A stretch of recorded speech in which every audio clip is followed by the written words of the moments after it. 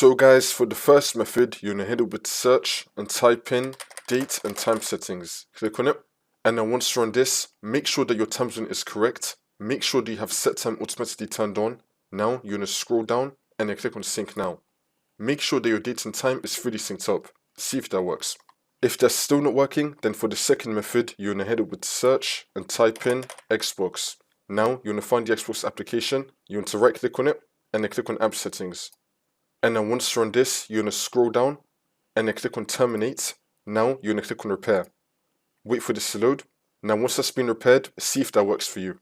If that's still not working, then you're going to click on reset and then click on reset again. Wait for this to load. Now once that's been reset, you can try again. Hopefully this would have fixed your problem.